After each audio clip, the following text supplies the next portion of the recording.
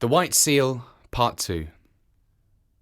Hello, this is Richard, and I'm here with the second and final part of The White Seal by Rudyard Kipling. If you have heard the first part, you'll know that the young seal Kotick has been horrified to learn that seals are hunted by man for their skins. He is determined to find if there is anywhere on Earth where seals can be safe from hunters, and he is on his way to ask the sea cow if he knows of such a place. I'd just like to thank our sponsor, the Centre for Montessori Studies, www.guidedstudies.com. Kotick swam back to Novostoshna, leaving the gulls to scream. There, he found that no one sympathised with him in his little attempt to discover a quiet place for the seals. They told him that men had always driven the halashikir. It was part of the day's work, and that if he did not like to see ugly things, he should not have gone to the killing grounds. But none of the other seals had seen the killing, and that made the difference between him and his friends. Besides, Kotick was a white seal. "What you must do," said old Sea Catch, after he had heard his son's adventures, "is to grow up and be a big seal like your father, and have a nursery on the beach, and then they will leave you alone. In another 5 years you ought to be able to fight for yourself." Even gentle Matka, his mother, said, "You will never be able to stop the killing. Go and play in the sea, Kotick." And Kotick went off and danced the fire dance with a very heavy little heart. That autumn, he left the beach as soon as he could and set off alone because of a notion in his bullet head. He was going to find Sea Cow, if there was such a person in the sea, and he was going to find a quiet island with good firm beaches for seals to live on, where men could not get at them. So he explored and explored by himself from the North to the South Pacific, swimming as much as 300 miles in a day and a night. He met with more adventures than can be told, and narrowly escaped being caught by the basking shark, and the spotted shark, and the hammerhead.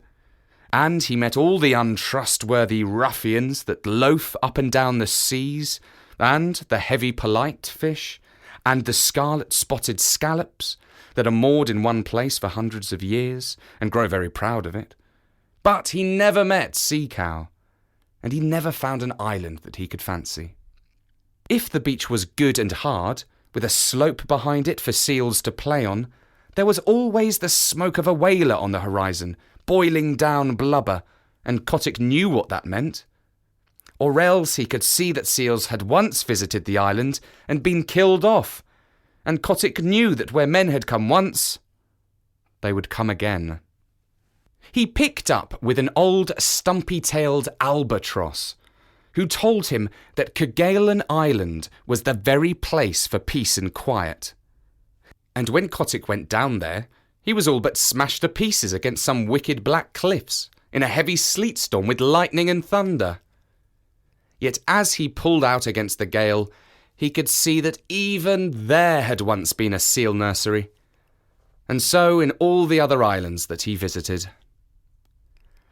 Limoshin gave a long list of them, for he said that Kotick spent 5 seasons exploring, with a 4 months' rest each year at Novostoshna, where the halashikir used to make fun of him and his imaginary islands. He went to the Galapagos, a horrid, dry place on the equator, where he was nearly baked to death. He went to the Georgia Islands, the Orkneys, Emerald Island, Little Nightingale Island, Gough's Island, Bouvet's Island, the Crossets, and even to a little speck of an island south of the Cape of Good Hope. But everywhere the people of the sea told him the same things. Seals had come to those islands once upon a time, but men had killed them all off. Even when he swam thousands of miles out of the Pacific and got to a place called Cape Corrientes, that was when he was coming back from Gough's Island, He found a few hundred mangy seals on a rock, and they told him that men came there too. That nearly broke his heart, and he headed round the Horn, back to his own beaches, and on his way north he hauled out onto an island full of green trees, where he found an old seal who was dying, and Kotick caught fish for him, and told him all his sorrows. "Now," said Kotick, "I am going back to Novostoshna, and if I am driven to the killing pens with a halashakir, I shall not care." The old seal said, "Try once more. I am the last of the lost rookery of Massafuera, and in the days when men killed us by the 100,000, there was a story on the beaches that some day a white seal would come out of the north and lead the seal people to a quiet place. I am old, and I shall never live to see that day, but others will. Try once more." And Kotick curled up his moustache, it was a beauty, and said, "I am the only white seal that has ever been born on the beaches, and I am the only seal, black or white, who ever thought of looking for new islands." This cheered him immensely, and when he came back to Novostoshna that summer, Matka, his mother, begged him to marry and settle down, for he was no longer a holashik, but a full-grown sea-catch, with a curly white mane on his shoulders, as heavy, as big, and as fierce as his father. "Give me another season," he said. "Remember, Mother, it is always the 7th wave that goes furthest up the beach." Curiously enough, there was another seal who thought that she would put off marrying till the next year, and Kotick danced the fire dance with her all down Lucanon Beach the night before he set off on his last exploration. This time he went westward, because he had fallen on the trail of a great shoal of halibut, and he needed at least 100 pounds of fish a day to keep him in good condition. He chased them till he was tired, and then he curled himself up and went to sleep on the hollows of the groundswell that sets into Copper Island. He knew the coast perfectly well, so about midnight, when he felt himself gently bumped on a weed bed, he said, "Tide's running strong tonight," and turning over underwater, opened his eyes slowly and stretched. Then he jumped like a cat, for he saw huge things nosing about in the shoal water and browsing on the heavy fringes of the weeds. "By the great combers of Magellan," he said beneath his moustache, "who in the deep sea are these people?" They were like no walrus, sea lion, seal, bear, whale, shark, fish, squid, or scallop that Kotick had ever seen before. They were between 20 and 30 feet long, and they had no hind flippers, but a shovel-like tail that looked as if it had been whittled out of wet leather.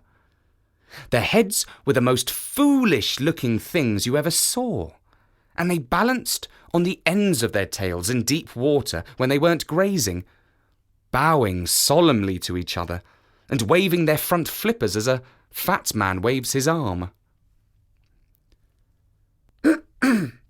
said Kotick. "Good sport, gentlemen." The big things answered by bowing and waving their flippers like the frog footman. When they began feeding again, Kotick saw that their upper lip was split into 2 pieces that they could twitch apart about a foot and bring together again with a whole bushel of seaweed between the splits. They tucked the stuff into their mouths and chomped solemnly. "Messy style of feeding, that," said Kotick. They bowed again, and Kotick began to lose his temper. "Very good," he said. "If you do happen to have an extra joint in your front flipper, you needn't show off so. I see you bow gracefully, but I should like to know your names." The split lips moved and twitched, and the glassy green eyes stared, but they did not speak. "Well," said Kotick, "you're the only people I've ever met uglier than c17, and with worse manners." Then he remembered in a flash what the Burgomaster gull had screamed to him when he was a little yearling at Walrus Islet, and he tumbled backward in the water, for he knew that he had found Sea Cow at last. The sea cows went on schlooping and grazing and chumping in the weed, and Kotick asked them questions in every language that he had picked up in his travels. And the sea people talk nearly as many languages as human beings. But the sea cows did not answer, because Sea Cow cannot talk. He has only 6 bones in his neck where he ought to have 7, and they say under the sea that prevents him from speaking even to his companions. But as you know, he has an extra joint in his foreflipper, and by waving it up and down and about, he makes what answers to a sort of clumsy telegraphic code. By daylight, Kotick's mane was standing on end, and his temper was gone where the dead crabs go. Then the sea cow began to travel northward very slowly, stopping to hold absurd bowing councils from time to time, and Kotick followed them, saying to himself, "People who are such idiots as these would have been killed long ago if they hadn't found some safe island. And what is good enough for the sea cow is good enough for the sea catch. All the same, I wish they'd hurry." It was weary work for Kotick. The herd never went more than 40 or 50 miles a day, and stopped to feed at night, and kept close to the shore all the time, while Kotick swam round them and over them and under them, but he could not hurry them up 1/2 mile. As they went further north, they held a bowing council every few hours, and Kotick nearly bit off his moustache with impatience, till he saw that they were following up a warm current of water, and then he respected them more. One night they sank through the shiny water, sank like stones, and for the first time since he had known them, began to swim quickly. Kotick followed, and the pace astonished him, for he never dreamed that Sea Cow was anything of a swimmer. They headed for a cliff by the shore, a cliff that ran down into deep water and plunged into a dark hole at the foot of it, 20 fathoms under the sea. It was a long, long swim, and Kotick badly wanted fresh air before he was out of the dark tunnel they led him through. "My wig!" he said when he rose, gasping and puffing into open water at the further end. "It was a long dive, but it was worth it." The sea cows had separated and were browsing lazily along the edges of the finest beaches that Kotick had ever seen. There were long stretches of smooth-worn rock running for miles, exactly fitted to make seal nurseries, and there were playgrounds of hard sand sloping inland behind them, and there were rollers for seals to dance in, and long grass to roll in, and sand dunes to climb up and down, and, best of all, Kotick knew by the feel of the water, which never deceives a true sea catch, that no men had ever come there. The first thing he did was to assure himself that the fishing was good, and then he swam along the beaches and counted up the delightful low sandy islands half hidden in the beautiful rolling fog. Away to the northward, out to sea, ran a line of bars and shoals and rocks that would never let a ship come within 6 miles of the beach, and between the islands and the mainland was a stretch of deep water that ran up to the perpendicular cliffs, and somewhere below the cliffs was the mouth to the tunnel. "It's Novostoshna over again, but 10 times better," said Kotick. "Sea Cow must be wiser than I thought. Men can't come down the cliffs, even if there were any men, and the shoals to seaward would knock a ship to splinters. If any place in the sea is safe, this is it." He began to think of the seal he had left behind him. But though he was in a hurry to get back to Novostoshna, he thoroughly explored the new country so that he would be able to answer all questions. Then he dived and made sure of the mouth of the tunnel and raced through to the southward. But no one but a sea cow or a seal would have dreamed of there being such a place. And when he looked back at the cliffs, even Kotick could hardly believe that he had been under them. He was 6 days going home, though he was not swimming slowly. And when he hauled out just above Sea Lion's neck, the first person he met was the seal who had been waiting for him. And she saw by the look in his eyes that he had found his island at last. But the Halashakia and Sea Catch, his father, and all the other seals laughed at him when he told them what he had discovered. And a young seal about his own age said, "This is all very well, Kotick, but you can't come from no one knows where and order us off like this. Remember, we've been fighting for our nurseries, and that's a thing you never did. You preferred prowling about in the sea."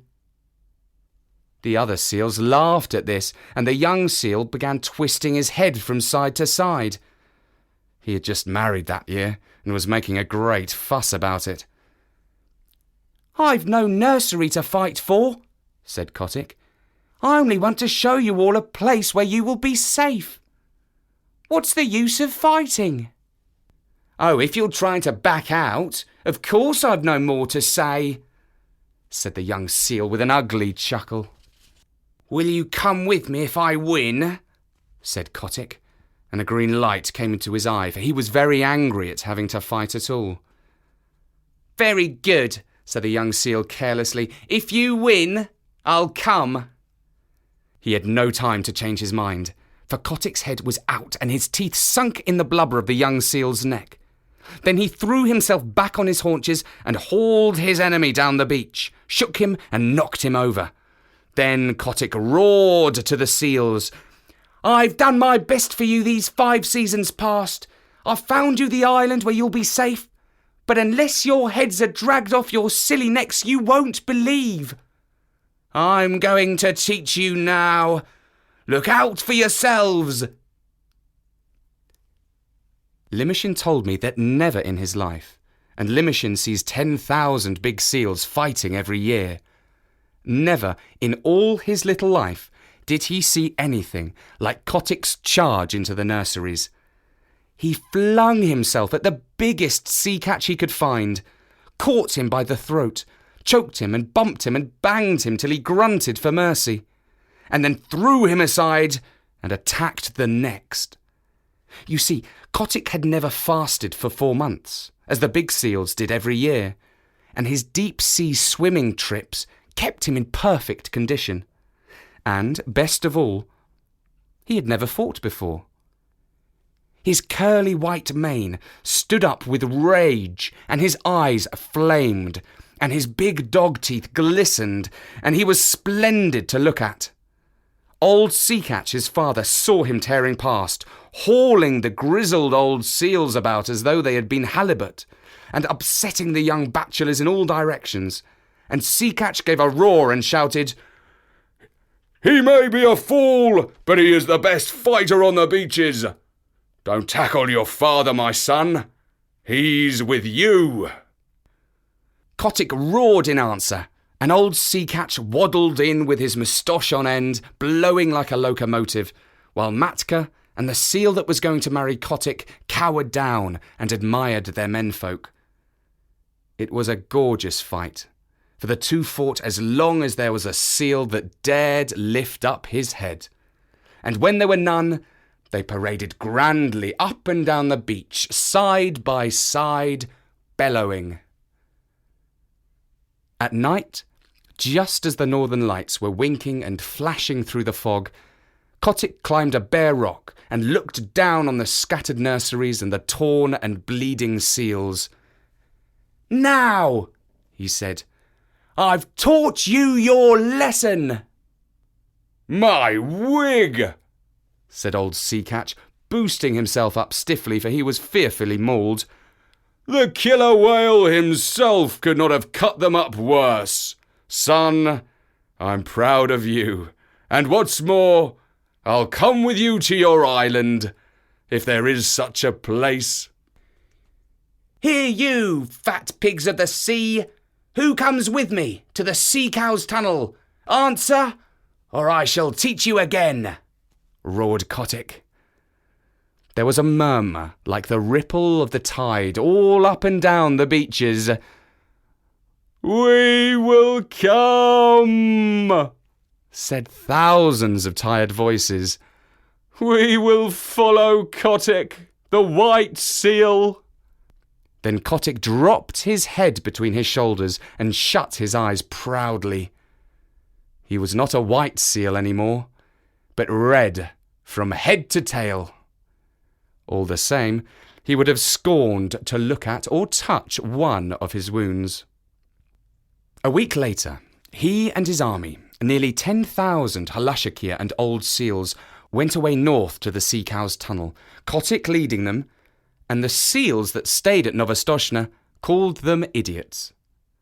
But next spring, when they all met off the fishing banks of the Pacific, Kotick's seals told such tales of the new beaches beyond Sea Cow's tunnel that more and more seals left Novostoshna. Of course, it was not all done at once, for the seals are not very clever, and they need a long time to turn things over in their minds.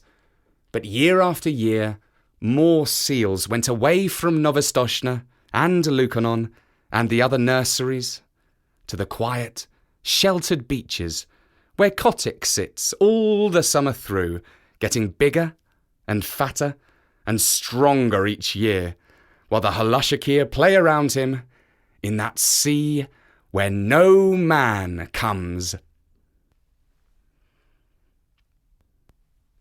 And that was The White Seal by Rudyard Kipling. And there is a song that goes with it. I met my mates in the morning, and oh, but I am old, where roaring on the ledges the summer groundswell rolled. I heard them lift the chorus that drowned the breaker's song, the beaches of Lukanon, 2,000,000 voices strong. The song of pleasant stations beside the salt lagoons, the song of blowing squadrons that shuffle down the dunes, the song of midnight dances that turn the sea to flame, the beaches of Lukanon before the sealers came. I met my mates in the morning, I'll never meet them more. They came and went in legions that darkened all the shore, and o'er the foam flanked offing as far as voice could reach. We held the landing parties and we sang them up the beach. The beaches of Lukanon, the winter wheat so tall, the dripping crinkled lichens and sea fog drenching all. The platforms of our playground all shining smooth and worn, the beaches of Lukanon, the home where we were born. I met my mates in the morning, a broken scattered band. Men shoot us in the water and club us on the land. Men drive us up to the salt house like silly sheep and tame. And still we sing Lukanon before the sealers came. Wheel down to southward go, and tell the deep-sea viceroys the story of our woe, ere empty as the shark's egg the tempest flings ashore. The beaches of Lukanon shall know their sons no more. And that was The White Seal by Rudyard Kipling. I hope you enjoyed it. If you did, there is another story on Storynori.com called Rikki Tikki Tavi by Rudyard Kipling. Give it a listen. Now, before I go, I'd just like to tell you a little bit more about Storynori's sponsor. How much do you know about Montessori schools and teaching? Did you know that Montessori's method is over 100 years old, and that it is a highly effective, child-centric and humanistic form of education? Our sponsor, the Centre for Guided Montessori Studies, has set up a website that we hope you will visit, www.guidedstudies.com. If you are looking for a Montessori school in your area, then it's a great place to start your search. And if you're interested in becoming a Montessori teacher, then you really must take a look at www.guidedstudies.com. You can discover how to use web-based and video technologies for certificate training, as well as continuing education for experienced Montessori teachers. That's www.guidedstudies.com. For now, from me, Richard Scott. Goodbye.